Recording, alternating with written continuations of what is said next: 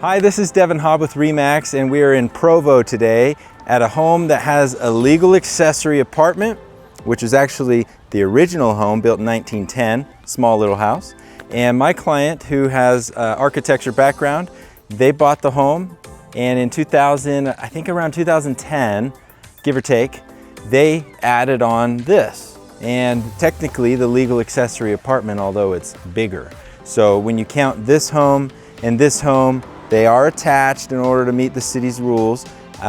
We've got 3,300 square feet, about 3,340 something. So it's a pretty large property, and we'll start off in the renters, currently the renter's side, but you as a buyer, you could choose to live in the smaller side and rent out the big side that pays for pretty much all your mortgage if you did it in that order. Or you live in that side like these guys do. They're retired, so they live in that side and they collect rent over here. Very discounted currently because it's their family, so they're only asking $700 a month for a 2-bedroom. So let's go in here. I'll show it to you. I think market rents would be a lot more than $700, and you could potentially raise those rents after the lease expires on this one, which should be sometime next year. I can't remember exactly when, but it'll be about 10 months from now. So we just walked into the back door. It goes into the kitchen. All the appliances will stay in the sale. It's nice in here though. It's got a nice look. So here's the living room. Probably a 12-foot tall ceiling, and this is the actual front door. So this is the front of the original home, which is currently where the renters stay. So a very cute front, and then this would be bedroom number 1. It has a little opening into this area that the renter uses as a closet, but it could be 2 bedrooms. And then you've got your full bathroom, more closet, and you have a washer dryer over there, which there's a different door. We can see that better from over here. So here's your utility room with the washer dryer. The washer dryer belonged to these tenants, so those do not transfer in the sale. You'll see that the furnace is not brand new, but not super old. I think it was installed in 2012, so not too bad. And there is not AC in this front home. They use the swamp cooler. It's a nice temperature in here and it's 100 degrees outside, so keeps utilities low, which this house has its own electric meter, its own gas meter, so the renters do pay their own gas and power. They also have their own internet, and Google Fiber in Provo is free, and then you can upgrade it for like the gig, download and upload, but they have their own internet. And the water, sewer, garbage bill is paid for by the owners. There's 1 meter for both properties for water, sewer, garbage. Now, another detail. This home, 300 South was expanded a couple years ago, and the city actually, under the street to the property line, had replaced the sewer line, the water line, and the gas line. And the gas line they actually replaced all the way to the meter. So this home was originally, had the older gas line and everything, so that's all brand new. And then the sewer and water line are new up into the property line, so that's a good thing. Let's go back here. We'll go into the bigger part. And these do have separate addresses and everything. You'll see the mailboxes right here. So you've got the renter's mailbox there, and I think there's a different one up here. And over here, there's a big storage closet for the renters as well. So they can put their bikes, whatever, there's shelving. It's actually a really nice rental unit, and it does have a dishwasher. So many homes in Provo of this size don't have dishwashers. So it's a great rental. And then down here, there is an old cellar as well for more storage, or just for nothing. But actually, what it's useful for is accessing your utilities if you ever need it. So down here, there's not a whole lot to see, but I did want to point out that your plumbing underneath this home is all accessible. And when you come in person, there's a little crawl space this way. All the plumbing utilities, they're available, and so very easy to fix if you need to. And that's the value that I found in this cellar. This is where all the tenants have always chosen to park, but there's parking up there that's even bigger that they could have if they wanted, or however you want to set it up. But most of the renters park right there. Everything from here over was built in 2010.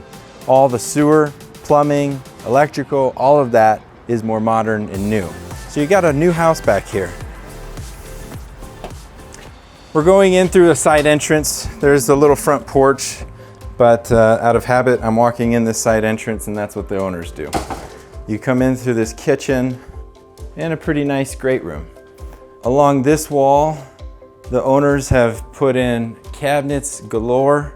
They're all full depth. They pull out all the way. Really good quality cabinets in this kitchen. The seller would like to keep their fridge in this kitchen. We're gonna divide this tour up. So I'm gonna show you one bedroom back here, which is where the owners choose to sleep. And then we'll go up and down. Upstairs is bigger than you imagine. So right here, they've made this a walk-in shower, but you probably can't see it, but underneath here, they left the plumbing available in the drain in case you want to hook up a bathtub again. But for them, it was nice to have this main floor living, no steps, and just walk in there. And so that's how they've designed that. They will want to keep their washer dryer, which is right there. And this is what they use as their master. Big closets right here. This is a little door that goes out to just a little porch area. It's a tiny side yard on that side. It's a big side yard on this side. So they don't use that much. Again, more cabinets. This is the actual front area, the front door. We'll go upstairs. This is such a cool feature, I can't help but show you. The kids, the grandkids love ringing the bell. It won't stay, it's just really cool. I wanted to show you.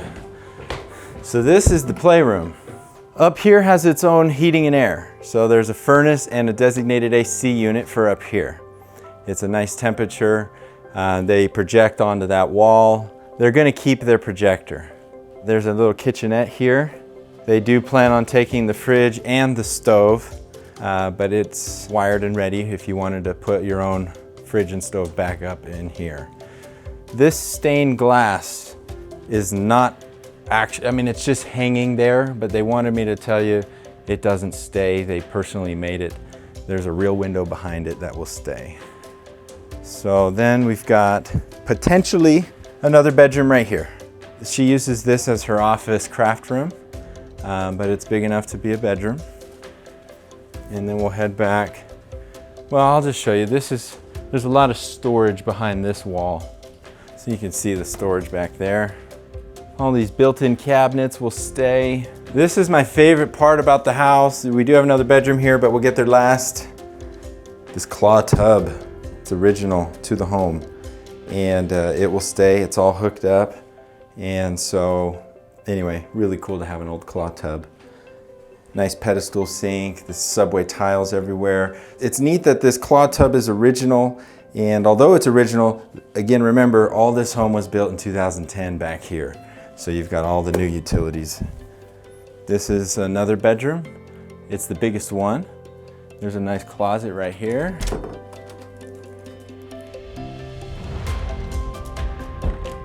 So now we'll head down to the basement. So the house back here, you could say, has 3 bedrooms. One bathroom up there, another bathroom over here, and then the guest apartment up front, or the original house. Stretch it a little bit and call it a 2-bedroom up there. The owner is a electrical engineer, and he's had some pretty cool patents in his day. He showed me some of the stuff. So all of this will be gone when the home sells. All the shelving and workbenches will go with them to their next home. But we'll just kind of walk around. You can see the depth of the layout. And I guess I can't help but point out again, it's just so many homes that have legal accessory apartments oftentimes are so old. And so it's nice, all this is new sewer line, copper plumbing, the PEX electrical, fresh, newer air ducting, insulated floor. Then here's a furnace, water heater. This furnace heats the main level of the bigger house. And there is AC stubbed right here. This is not hooked up to the furnace, but they've ran it in case you want to hook up AC, and it connects out by the front door. So they felt that by cooling the upstairs, the big area, that cold air drifted down to the main floor, and they've never needed extra AC. So it's available, very easy to hook up, pretty inexpensive since it's all ran, if you choose to want to heat and cool your main floor. The heat is already there. So then back here, this is an awesome feature. I'll let you look at it. You'll never guess what it is. It is an in-home gun range. So the carpet is down to help you crawl back there and get your targets. But it goes underneath the whole width of the garage, and it's a little shooting range in your basement. So that's pretty cool.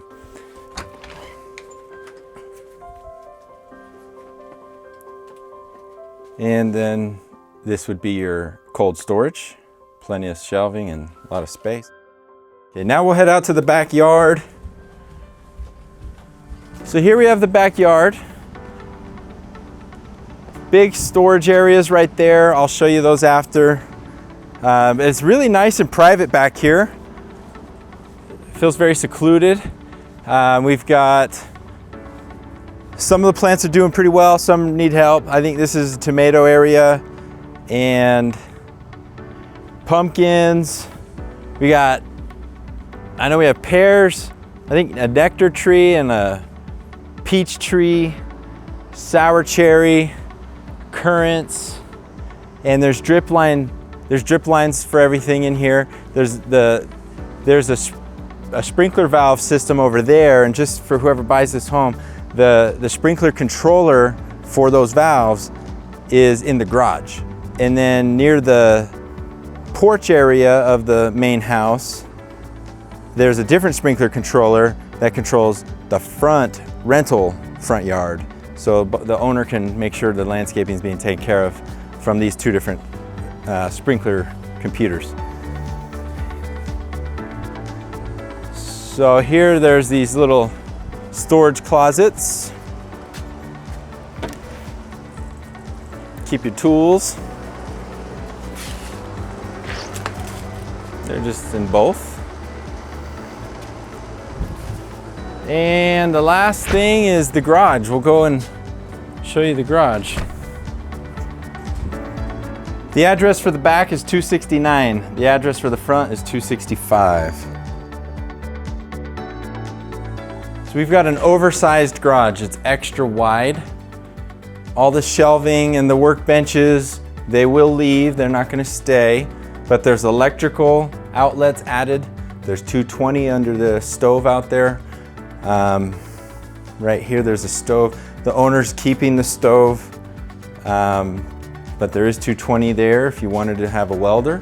So this is a big garage. And oh, this is another neat feature. So come back over here. This is an electrical panel that is hooked up to this generator. And this generator is not included in the sale. It's just a normal generator. You can get one anywhere. But it's wired in case of an emergency for the house to be ran off a generator. So you can flip on and off your generator. They've got the exhaust line vent right here, so you can have emergency power backup, which is awesome. And I think right here we've got the furnace. So this furnace and AC is right here, and that cools the whole upstairs of the house. I hope you enjoyed this video tour and got a good feel for the layout as well as the history of the home. The best place to park when you come is up the driveway in the back. That'll be out of everybody's way, and so there's plenty of parking all along this driveway, but park up here in the back. If you have any questions, feel free to reach out. I hope I answered most of your questions in this tour. My phone number is available on the screen, and if you'd like to come and see this home in person, feel free to reach out, text or call, or reach out to the agent you're already working with and have them show you this home. Thanks.